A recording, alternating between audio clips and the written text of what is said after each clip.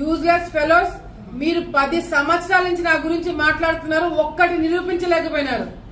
ఒక్కటంటే ఒక్కటి నిరూపించలేకపోయినారు. మీరు నాయకులు, మీరు నా మీద విమర్శలు. ఇంకొకసారి ప్రెస్ మీట్లు పెట్టి నీతులు మాట్లాడినారనుకో, ప్రెస్ మీట్లు పెట్టి నా గురించి తప్పుడు కూతలు కూర్చున్నారనుకో, నేను యాక్షన్ తీసుకుంటా. లేదంటే మీకు నిజంగంటే చిత్తశుద్ధి ఉంటే నా మీద వేసిన అబండాలకి, నిందలకి మీ దగ్గర ఆధారాలు ఉంటే చర్చకి నేను రెడీ.